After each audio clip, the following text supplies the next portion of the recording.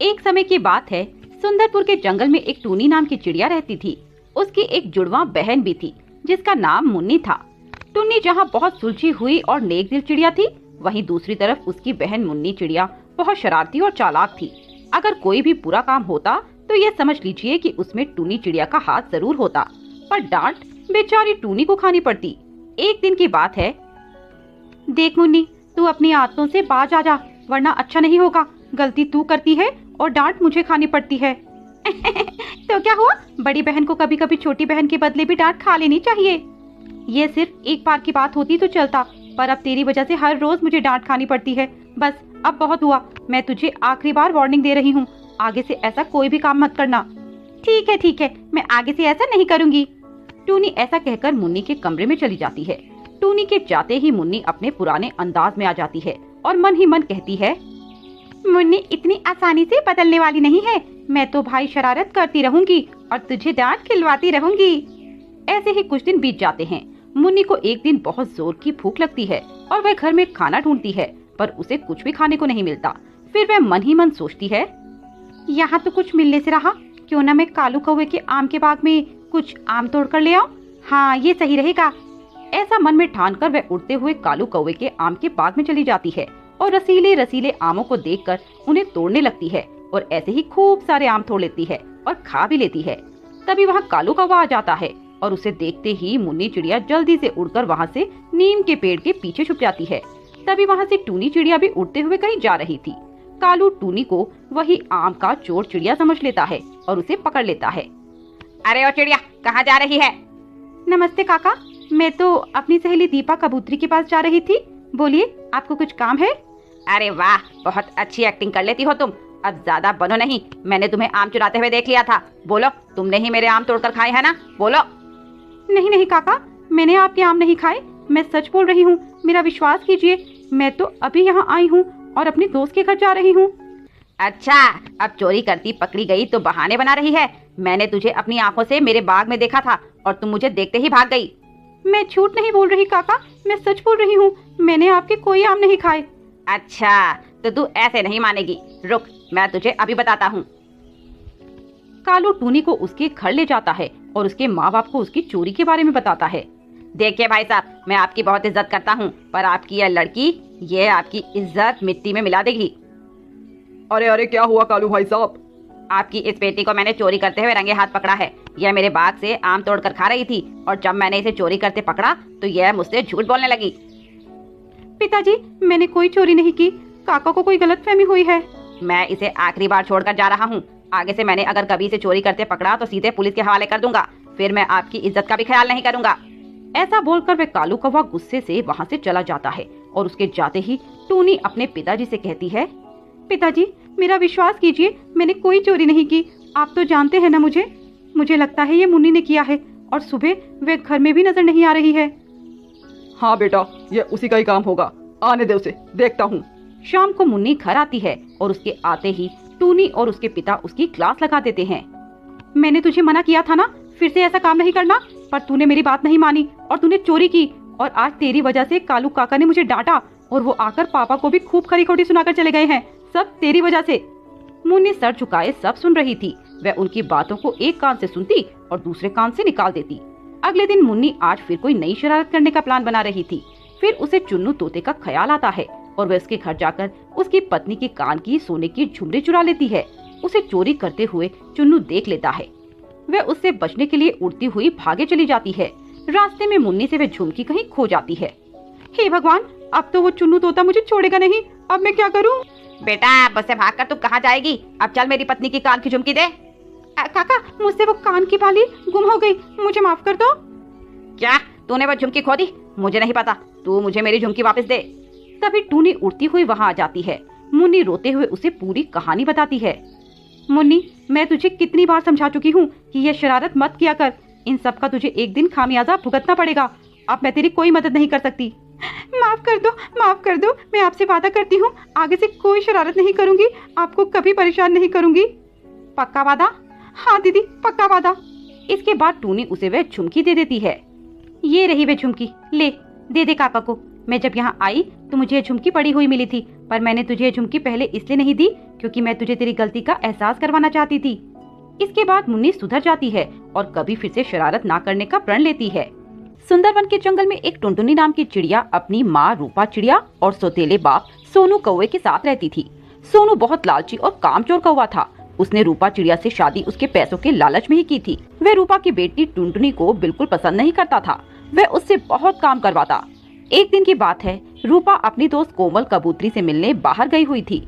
तभी वह सोनू कौवा टुनटुनी चिड़िया के पास आता है और उससे कहता है, अरे टुनटुनी चिड़िया, चल मेरे लिए एक गिलास पानी लेकर आ।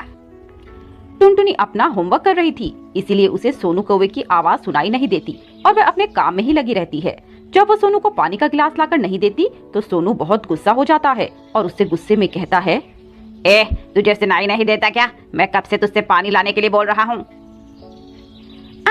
माफ कर दीजिए पिताजी, मुझे सुनाई नहीं दिया, मैं अपना होमवर्क कर रही थी। चल चल, ये बहाने मत बना, चल मेरे लिए एक कप चाय बना कर ला, जल्दी कर। पर अभी तो आपने पानी के लिए बोला था। तो मैं चाय नहीं पी सकता क्या? अब मेरा मन पानी पीने का नहीं है, चाय पीने का है। तो तुझसे जो कहा है वह पूरा कर और जल्दी से मेरे लिए गर्मा गर्म चाय बना कर ला। पर पिताजी, मुझे चाय बनानी नहीं आती, मैं कैसे चाय बना पाऊंगी? तो चाय बनाने के लिए क्या मैं तेरे स्वर्गवासी बाप को बुला कर लाऊं? चल अब ज्यादा मेरा दिमाग मत खा और मेरे लिए अच्छी सी चाय बना कर ला। सोनू की ये बातें सुनकर टुनटुनी रसोई में चली जाती है और जैसे तैसे सोनू के लिए चाय बनाती है और उसे लाकर देती है। ये लीजिए चाय पिताजी। सोनू वो चाय पीता है और उस चाय का टेस्ट बिल्कुल खराब था, इसीलिए वह चाय टुनटुनी के ऊपर फेंक देता है। ये चाय बनाई है तूने, ले पी ले खुद ही। इतनी बड़ी हो गई पर कुछ काम नहीं आता, एक ढंग की चाय बनानी भी नहीं आती। पता नहीं कब तक इन दोनों माँ बेटी को झेलना पड़ेगा। पिताजी, मेरा चेहरा बहुत जल रहा है, मुझे बहुत दर्द हो रहा है, मुझे डॉक्टर के पास ले चलिए। तेरी माँ मुझे कोई नोटों की गड्डी नहीं थमा गई जो मैं तेरे ऊपर खर्च करता फिरूं। ऐसा कहकर सोनू कौवा वहाँ से चला जाता है और टुनटुनी चिड़िया दर्द से करहा रही होती है और अपने पापा की तस्वीर देखकर उनसे कहती है, पापा, अगर आप जिंदा होते तो कितना अच्छा होता। आप मुझे कितना प्यार करते और बहुत जगह घुमाने के लिए भी ले जाते। पर ये पिताजी ऐसे नहीं है, ये मुझसे बिल्कुल भी प्यार नहीं करते और मुझे डांटते रहते हैं। आज देखिए उन्होंने मेरे साथ क्या किया। उन्होंने गरम गरम चाय मेरे ऊपर फेंक दी और मेरा चेहरा जल रहा है। ऐसे रोते रोते टुनटुनी चिड़िया वहीं पर सो जाती है। शाम को सोनू कौवा वापस आ जाता है और टुनटुनी से कहता है, टुनटुनी, याद रखना, अगर तुमने आज की बात किसी को बताई तो अच्छा नहीं होगा, नहीं तो आज तो कुछ भी नहीं, मैं एक दिन तुझे इससे भी ज्यादा दर्द दूंगा। नहीं पिताजी, मैं किसी को ये बात नहीं बताऊंगी, बस आप मुझे मारना मत। ठीक है, चल मेरे पैर दबा, मेरे पैरों में बहुत दर्द हो रहा है। ठीक है पिताजी, मैं अभी दबाती हूँ। और जरा अच्छे से दबाना। ऐसा कहकर टुनटुनी उस सोनू के पैर दबाने लगती है। तभी सोनू उससे कहता है, तेरे हाथों में जान नहीं क्या? जरा ढंग से दबा। खाने को तो पूरा दिन खाती ही रहती है पर शरीर में जान बिल्कुल भी नहीं है। ठीक है पिताजी, मैं और अच्छे से पैर दबाती हूँ। ऐसा कहकर टुनटुनी सोनू के पैर अच्छे से दबाती है। तभी रूपा चिड़िया वापस आ जाती है और टुनटुनी को सोनू के पैर दबाते देखकर टुनटुनी से सवाल करती है, बेटा टुनटुनी, तू ये क्या कर रही है? और सोनू जी, आप क्यों टुनटुनी से पैर दबा रहे हो? आपको शर्म नहीं आती इतनी छोटी बच्ची से ऐसा काम करवाते हुए? नहीं माँ, इसमें पिताजी का कोई दोष नहीं है। वो तो मैंने ही पिताजी से पैर दबाने के लिए कहा था, क्योंकि पिताजी दिन भर कितनी मेहनत करते हैं, इसीलिए वे थक जाते होंगे। तो क्यों ना मैं उनके पैर दबाकर उनकी कुछ सेवा कर दूं? हाँ रूपा, हाँ, मैं तो टुनटुनी बिटिया को कब से मना कर रहा था पर ये मेरी बात सुन ही नहीं रही थी। फिर मैंने सोचा क्या बच्ची का मन दुखाया जाए, इसीलिए मैंने भी इसकी मांग मान ली। अरे मुझे माफ कीजिएगा, मैंने कुछ गलत ही सोच लिया था। अरे रूपा, कोई बात नहीं, बाकी मैं टुनटुनी बिटिया को अपनी जान से ज्यादा चाहता हूँ, एक ही तो बेटी है मेरी। ऐसा कहकर वे सभी खाना खाकर सो जाते हैं। पर आज रात को सोनू को नींद नहीं आ रही थी। वह मन ही मन किसी नए जाल को बुनने में लगा था। आज तो बाल बाल बच गए, वरना अगर रूपा को यह बात पता चल जाती कि मैं टुनटुनी से जबरन काम करवाता हूँ तो वो मुझे घर से निकाल फेंकती और मैं फिर से दर बदर की ठोकरें खाता फिरता। समझदारी इसी बात में है कि अपने प्लान को जल्द से जल्द पूरा किया जाए और इन दोनों माँ बेटी को मार के यहाँ से 9 2 11 हुआ जाए। अगली सुबह सोनू कौवा जल्दी उठकर सबके लिए नाश्ता बनाता है और उस नाश्ते में जहर मिला देता है और सबको खाने के लिए बुलाता है। आ जाओ रूपा और मेरी प्यारी बेटी टुनटुनी, जल्दी आ जाओ। देखो पापा ने आप दोनों के लिए अच्छा अच्छा खाना बनाया हुआ है, जल्दी से आ जाओ। अरे वाह, खुशबू तो बहुत अच्छी आ रही है। पर आपने क्यों सुबह सुबह इतनी मेहनत की? मैं उठकर खाना बना देती ना। अरे तुम तो रोज खाना बनाती हो, आज मैंने बना लिया तो क्या हो गया। चलो ये सब छोड़ो और तुम दोनों नाश्ता करो। ऐसा कहकर वे दोनों खाना खाने लगती हैं। कुछ ही निवाले खाने के बाद वे दोनों बेहोश हो जाती हैं और सोनू जोर जोर से हंसने लगता है। ये हुई ना बात, ये दोनों माँ बेटी तो भगवान को प्यारी हो गई हैं, तो देर किस बात की, सारा पैसा और जेवर लेकर यहाँ से भाग जाता हूँ। वे लोकर से पैसे और ज्वारात निकालकर भागने लगता है। तभी रूपा और टुनटुनी जाग जाते हैं और उसे पकड़ लेते हैं। ऐसे नहीं जाने देंगे आपको पिताजी, पहले प्रसाद तो लेते जाइए। तुम दोनों जिंदा कैसे बच गई? तुम्हें तो मैंने अभी अपने हाथों से जहर खिलाया था। हाँ, मुझे पता है कि तुमने हमें मारने के लिए खाने में जहर मिलाया था और तुम हमें मारना चाहते थे, पर अफसोस यह हो ना सका क्योंकि मैंने तुम्हें पहले ही खाने में जहर मिलाते देख लिया था और उसके बाद मुझे टुनटुनी ने सब सच बता दिया कि कैसे तुम मेरे जाने के बाद उस पर अत्याचार करते हो।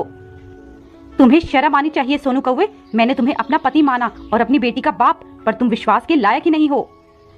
हाँ माँ, ये बहुत गंदे पिताजी हैं, मुझे ऐसे पिताजी नहीं चाहिए। के मारकर घर से निकाल देते हैं। जाओ यहाँ से, तुम्हारे जैसे पापी पक्षी के लिए मेरे घर में कोई जगह नहीं है और आइंदा से मुझे अपनी ये गंदी शक्ल मत दिखाना। निकल जाओ यहाँ से।